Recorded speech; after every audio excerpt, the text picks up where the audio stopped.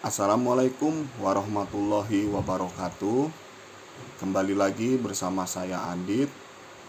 Di video kali ini saya ingin berbagi pengalaman ya, pada saat saya selama menjadi mentor ya. Jadi para penderita itu rata-rata banyak mengeluh hal-hal seperti apa. Nah, di video kali ini saya akan menjelaskan.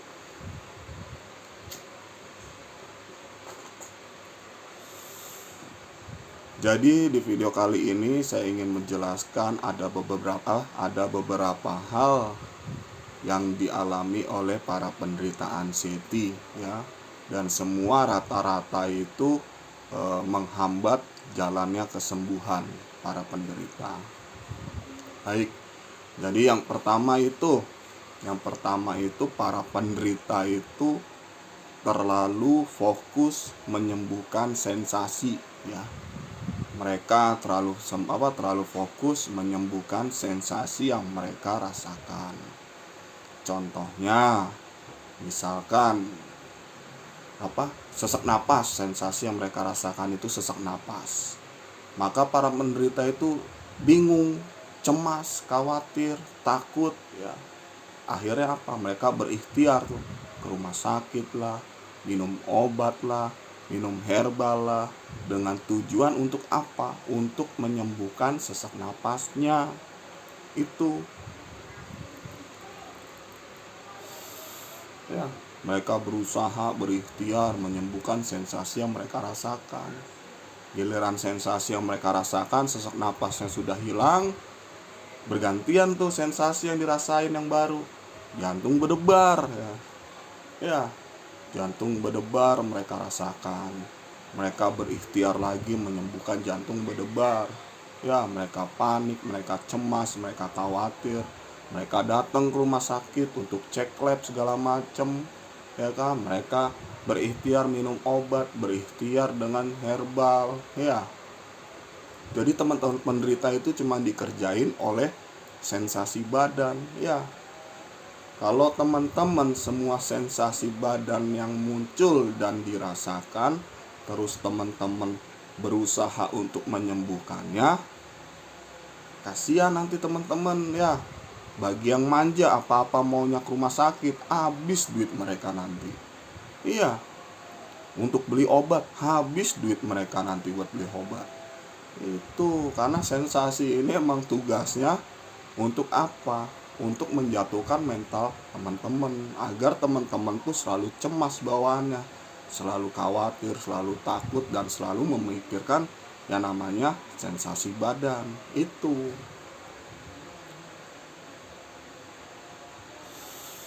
jadi teman-teman sekarang ini yang masih menderita anxiety, rata-rata mereka terlalu fokus menyembuhkan sensasi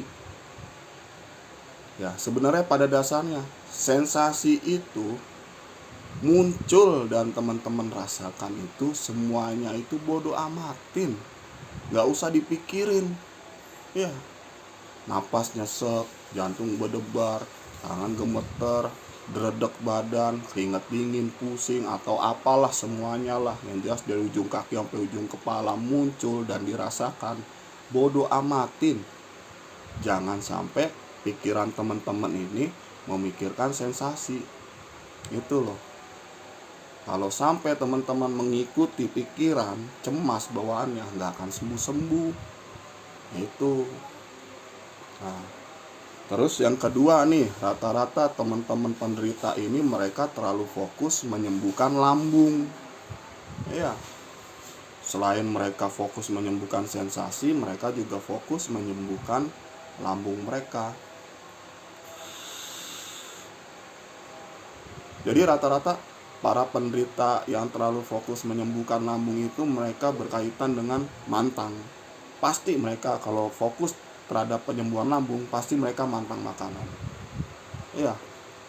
Ya, kalau sudah mantang makanan, identik pasti mereka anxiety terhadap makanan, anxiety terhadap minuman. Itu. Disuruh makan apa juga nggak berani, disuruh minum apapun juga nggak berani. Iya, kerjaannya makannya yang bening-bening, tanpa perasa, tanpa penyedap, tanpa tetek bengek bumbu-bumbu penyedap lah, nggak make, ya kan gitu. Disuruh makan Indomie nggak berani, disuruh makan nasi goreng nggak berani, pasti seperti itu ujung-ujungnya larinya gitu. Padahal lambung itu tanpa teman-teman sembuhkan, itu nanti sembuh sendiri. Itu selama teman-teman masih fokus menyembuhkan lambung, teman-teman akan sulit sembuh. Karena bukan lambung yang harus diobatin. Yang harus diobatin adalah pikiran. Lambung itu adalah korban, ya. Korban dari anxiety pikiran kita. Karena asam lambung berlebih itu disebabkan dari pikiran. Itu. Sebenarnya makanan apapun makan aja, nggak usah ada pantangan.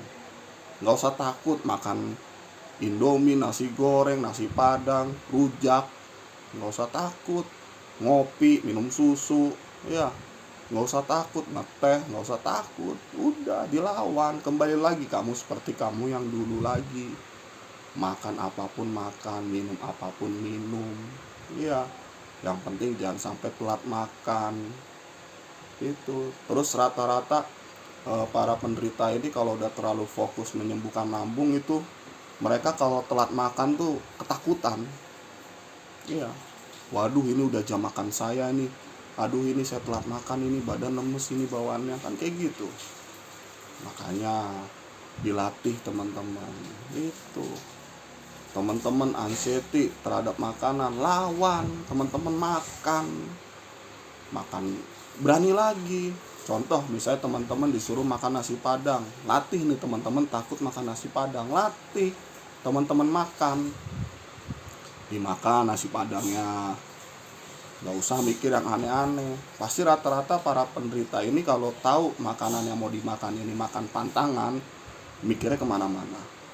Takut ada keluar gejala lah, sensasi yang dirasakan nanti. Takut mikirnya lambungnya kenapa-napa, ya kan? Itu loh. Giliran makan bubur ayam nggak mikir yang aneh-aneh. Kalau mikir sop bening nggak mikir aneh-aneh, kan aneh pikirannya kayak gitu. Itu teman-teman. Nah, terus juga para penderita itu biasanya ya mental itu jatuh bangun. Ya, mereka bangkit nih. Mereka semangat mau sembuh dari penyakit ini. Saya nggak takut makanan, saya nggak takut minuman, saya nggak takut sensasi, saya nggak takut pikiran saya yang cemas. Ya kan? Mereka bangkit melawan.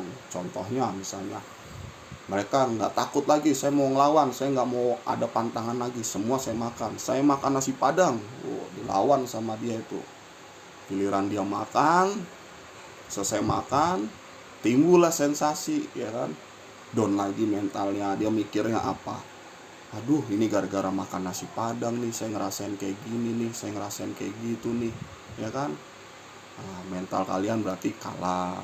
Yang seharusnya itu makan, sensasi muncul, bodoh amat, yang harusnya seperti itu. Tapi malah teman-teman cemas, khawatir. Terus teman-teman pengen melawan apa? Teman-teman takut ke tempat keramaian, ya. Teman-teman melatih nih, saya datang ke tempat keramaian. Pada saat di tempat keramaian, sensasi muncul, badan keringat dingin, redek badan, ya kan, gemeter, terus rasanya kayak mau pingsan, rasanya yang enggak lah, badan enggak enak, ya. Terus pengennya cepet pulang. Nah itu, kalau teman-teman kalah, teman-teman pasti pulang itu, nggak akan bertahan lama di situ. Yang seharusnya teman-teman tuh diusahakan teman-teman bertahan di sana, di tempat keramaian, ngerileksin badan, ngerileksin pikiran, ya. Pelan-pelan mikir, nggak kenapa-napa, ini semua hanya ilusi, ini semua cuma hayalan, pikiran yang menakut-nakutin pikiran, nggak akan ada kenapa-napa gitu. Jadi teman-teman harus paksa dan latih bertahan di tempat keramaian itu. Nah, terus juga banyak juga nih teman-teman yang penderita ini yang terlalu banyak teori, ya. Terlalu banyak teori. Contohnya gini, teman-teman misalnya nelpon si A, nelpon si B, nelpon si C, ngechat si A, ngechat si B, ngechat si C, ya kan, menanyakan tentang bagaimana caranya mereka bisa sembuh, bagaimana caranya mengatasi penyakit seperti ini. Sudah dijelasin tuh panjang lebar, udah dijelasin ya, tapi mereka nggak mau mempraktekkan. Itu loh, hobinya cuma nanya. Ya, saya tinggal di Depok, misalnya saya mau ke Bandung ya, saya nanya nih sama si A nih, A, saya mau ke Bandung, kalau mau ke Bandung itu naik apa, lewat mana? Dijawab sama si A, naik ini turun sini. Nanya lagi sama B, saya mau ke Bandung lewat mana, naik apa? Dikasih tahu lagi, lewat sini turun sini. Terus nanya lagi ke C, ke D, ke E, F, sampai Z, nanya terus kerjanya. Kira-kira kalau kerjanya teman-teman cuma nanya, teman-teman nyampe nggak ke Bandung? Nggak akan nyampe ya. Tapi kalau teman-teman prakteknya yang dilaksanakan, teman-teman nanya sama si A, ke Bandung naik apa, turun mana, langsung dikasih tahu dan teman-teman praktekkan, jalan ke sana. Nah, teman-teman akan nyampe Bandung ya. Bandung itu ibaratkan kesembuhan teman-teman gitu, langsung dipraktekkan, akhirnya sampai Bandung. Bandung itu ibaratkan kesembuhan, berarti teman-teman sampailah pada kesembuhan teman-teman. Itu jangan kerjanya cuma nanya, hobinya di dalam pertanyaan itu membahas tentang sensasi, banding-bandingin sensasi, ya kan, nyamain sensasi. Iya, jangan seperti itu, ayolah. Nah, terus juga teman-teman itu, para penderita anxiety itu hobinya ini membicarakan sensasi, hobinya membicarakan sensasi ya. Jadi para penderita itu kalau ngobrol sama orang itu, yang diajak ngomong itu padahal nggak ngerti apa-apa, tapi diajak ngomongin tentang penyakit ya, terus mereka lebih nyaman ngobrol sesama anxiety ya. Mereka ngebahas tentang sensasi ya, mereka membicarakan tentang anxiety itu loh. Padahal harusnya jangan seperti itu. Teman-teman udahlah, sensasi itu nggak perlu diomongin, nggak usah dibanding-bandingin, nggak usah disama-samain. Iya, pada dasarnya para penderita ini sensasi maupun anxiety itu berbeda-beda, nggak bisa disamakan. Itu kalau teman-teman hobinya cuma membicarakan sensasi, aduh, dunia teman-teman itu terlena dengan dunia penyakit ya. Hidup kalian tuh kerjanya cuma ngomongin penyakit gitu. Udah, penyakit itu nggak usah diomongin, nggak usah dibicarakan, nggak usah dikepoin, nggak usah, bodoh amatin aja. Semakin teman-teman omongin penyakit, banding-bandingin penyakit, semakin seneng sensasi badan itu nanti akan timbul terus di badan penderita ini. Itu terus juga teman-teman penderita ini rata-rata itu kalah pada saat praktek ya. Oke, oh ya, saya coba apa yang kata Mas Andit bilang, saya nggak mau banyak teori, saya mau praktek langsung ya kan. Pada saat dia praktek ya kan, misalnya dia praktek makan nasi padang ya kan, saya praktek nih, saya nggak takut makan nasi padang, saya makan nasi padang ya kan, muncul sensasi badan nih ya kan. Setelah makan tuh timbul kepala pusing ya kan, jantung berdebar, atau tangan nggak enak, kebas, atau keringat dingin atau apa. Nah, mereka panik, mereka cemas, nggak berani, takut. Nah itu, padahal teman-teman tuh kalau mau praktek itu nggak semulus apa yang kita kira. Namanya juga kaitannya dengan mental ya. Pada saat kita lawan, kita dobrak ya, kita bangkit, pasti namanya penyakit ini pasti akan memberi perlawanan. Karena tujuannya untuk apa? Agar teman-teman pada saat bangkit bisa down lagi. Ya, pada saat teman-teman bangkit, mereka timbullah sensasi. Ya, ngetes mental teman-teman. Kuat enggak? Berani enggak mentalnya? Gitu loh. Kalau pada saat teman-teman praktek, tiba-tiba sensasi muncul, teman-teman takut, ya mereka menang berarti. Itu yang seharusnya seperti apa teman-teman? Pada saat teman-teman praktek, sensasi muncul atau anxiety muncul, itu bodoh amatin, gak usah ditakutin. Karena sesuatu hal yang kamu takutin itu gak akan terjadi. Sekarang saya tanya, hal-hal yang menurut teman-teman takutkan itu apa? Terjadi enggak? Enggak. Teman-teman takut pingsan enggak. Teman-teman takut mati enggak. Terus buat apa dipikirin? Ya kan? Udah jelas teman-teman ini dipermainkan oleh pikiran teman-teman sendiri. Iya. Pikiran takut, pikiran seneng, pikiran emosi itu kan yang ngendaliin siapa? Yang ngendaliin kan diri kita sendiri. Berarti obatnya apa? Ya obatnya diri kita sendiri. Itu loh. Nah, terus juga para penderita ini mikirnya itu pengennya cepat sembuh instan. Ya. Nah, ini yang bahaya. Ini yang bahaya menurut saya. Karena kenapa?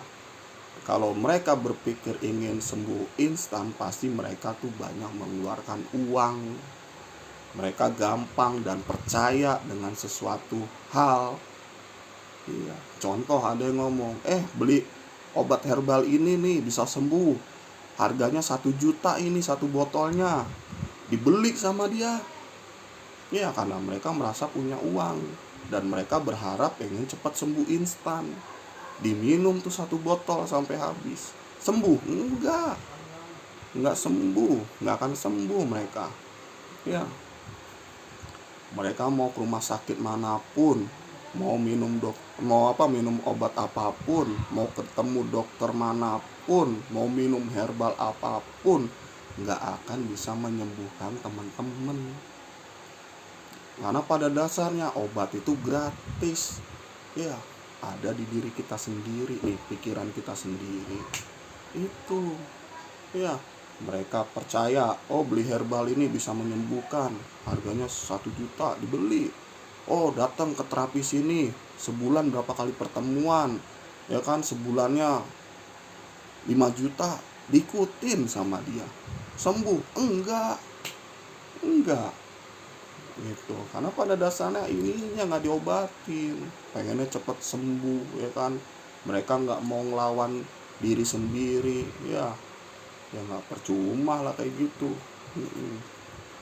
Nah, jadi gini teman-teman, dari semua yang saya jelaskan itu, ya, pada dasarnya obat itu nggak usah teman-teman cari. Obatnya itu adalah mindset, pola pikir teman-teman. Itu obatnya ada di diri teman masing-masing, gratis. Itu loh. Cuma teman-teman aja yang nggak sadar dan nggak peka. Iya, teman-teman manja, ya kan? Itu manja, terlalu manja teman-teman itu. Ayolah bangkit, semangat. Itu. Jangan kita terlena dengan penyakit ini. Sudah berapa lama teman-teman sakit, ya kan? Itu kembali lagi teman-teman seperti yang dulu lagi sebelum kena sakit ini. Teman-teman bahagia, teman-teman ceria, itu punya masa depan lagi, punya semangat hidup, punya tujuan hidup. Itu loh. Jangan mau kalah. Itu lawan pokoknya lawan. Latih, jangan pernah capek untuk melatih. Latih mental kalian. Itu. Coba kalian ikutin apa kata saya. Kalian udah bertahun-tahun fokus nyembuhin lambung.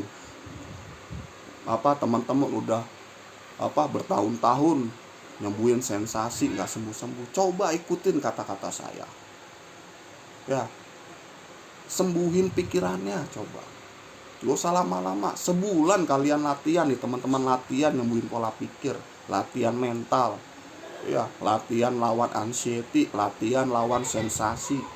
Nggak usah lama-lama, sebulan aja pasti nanti teman-teman akan merasakan perubahannya itu. Karena kenapa teman-teman, kalau teman-teman mengatakan sembuh dari penyakit ini kita nggak merasakan sensasi, itu salah. Kesembuhan dari penyakit ini bukan ditandai kita tidak merasakan sensasi, bukan gitu. Jadi intinya orang sehat ya, kalau asam lambungnya berlebih pasti juga sakit, pasti ngerasain pusing, demam, meriang, keringat dingin ya kan, pegel leher ya kan, dadanya sek, pasti namanya masuk angin gitu loh. Jadi tanda-tanda ciri-ciri udah sembuh itu kita kembali lagi punya semangat hidup, kita punya pikiran yang positif, nggak mikir yang aneh-aneh, nggak pernah punya rasa takut, mau makan apa nggak takut, mau minum apa aja nggak takut. Iya gitu, ayolah. Jadi kesembuhan ini semua tergantung dari mental teman-teman, semangat teman-teman itu. Biarin teman-teman kalian itu yang ada di grup, yang ada di grup WA, grup Facebook, mereka asik dengan dunia mereka, biarin aja. Teman-teman tuh mandiri sendiri, tinggalin mereka, biarin. Bukannya kita egois, tapi kita lebih baik menyembuhkan diri kita dulu, baru kita bantu mereka. Jangan kita itu malah ikut terjun ya kan, seneng ngomongin penyakit ya kan, baca sharingan penyakit, yang komen isinya penyakit ya, yang nge-share orang anxiety, yang komen anxiety, wis hancur kayak gitu. Keluar, bangkit ya. Pokoknya jangan cuma ngeluh aja kerjaannya, percuma. Penyakit ini nggak bisa sembuh dengan keluhan ya, nggak bisa sembuh dengan keluhan.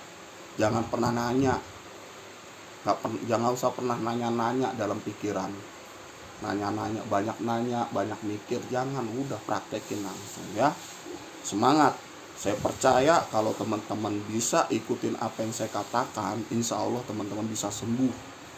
Ya, di sini saya yakin teman-teman penderita ini sudah banyak yang sudah ada yang berapa bulan, sudah ada yang berapa tahun yang nggak sembuh-sembuh, udah habis duit banyak nggak sembuh-sembuh.